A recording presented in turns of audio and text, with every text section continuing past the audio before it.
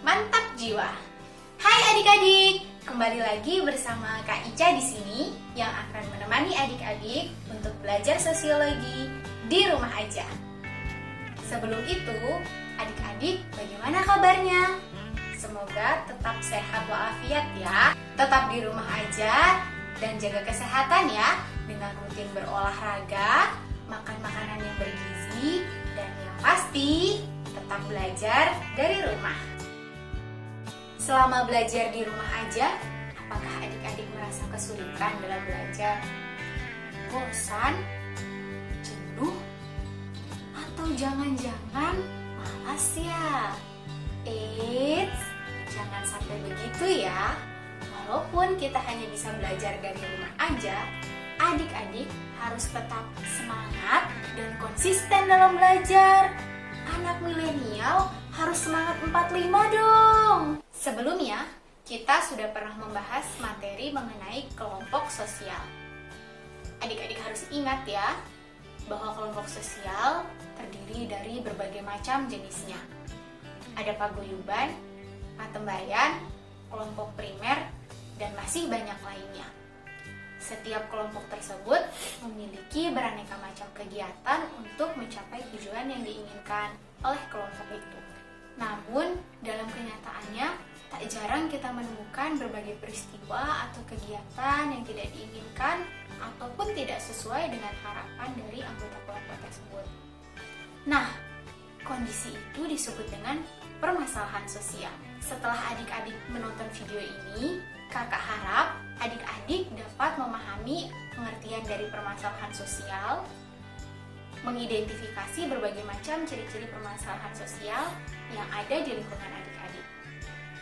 Yuk kita langsung masuk ke materi pengertian permasalahan sosial. Untuk pengertian, mari kita lihat pendapat dari trio S, Sujono, Sutomo, dan S. Weinberg.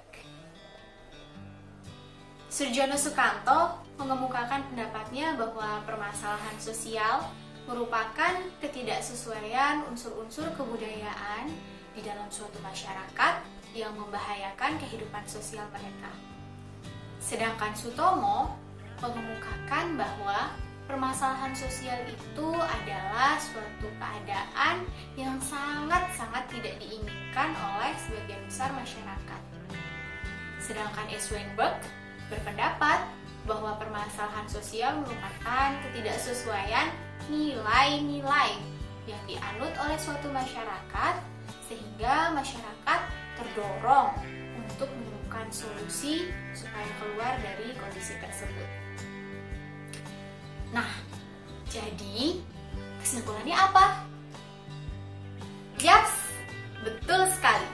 Permasalahan sosial dapat kita artikan sebagai suatu kondisi yang tidak sesuai dengan nilai-nilai, unsur-unsur, ataupun norma-norma yang berlaku di dalam suatu masyarakat.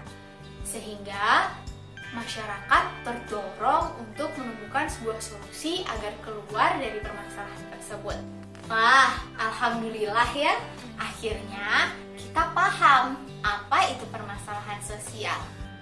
Tapi adik-adik, tidak semua masalah yang ada di dalam masyarakat atau kehidupan sosial dapat dikatakan sebagai permasalahan sosial loh.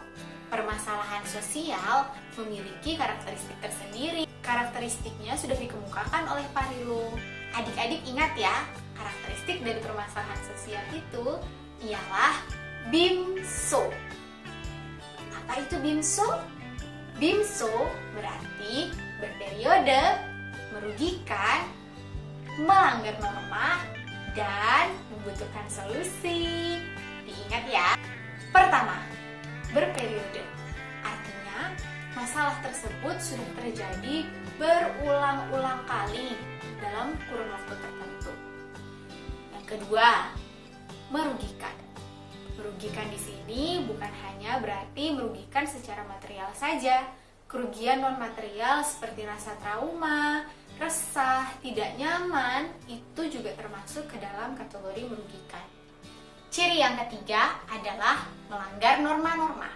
Norma-norma tidak hanya norma hukum saja ya adik-adik, bisa berupa norma asusila, norma kesopanan, norma sosial, ataupun norma agama. Dan yang terakhir adalah membutuhkan sebuah solusi. Wah, adik-adik emang TUPBGT deh. Sudah paham ciri-ciri dari permasalahan sosial. Luar biasa. Karena adik-adik sudah paham, Kak Ica boleh ya kasih tugas ke adik-adik. Tugasnya gampang banget.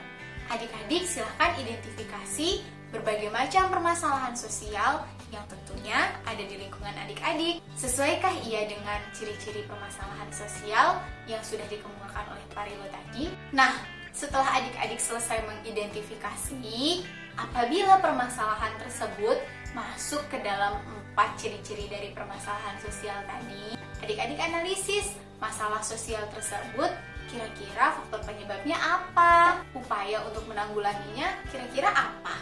Adik-adik telusuri ya. Bagaimana? Tugasnya sederhana kan? Gak susah, adik-adik pasti bisa. Tugasnya dikumpulkan Rabu depan ya. Kakak tunggu. Jangan sampai lupa untuk pengumpulan tugas lewat Google Classroom ya adik-adik. Oke adik-adik, kita cukupkan untuk pertemuan kali ini ya. Jangan lupa di like, share, komen, dan subscribe. Sekian dari Kak Ica.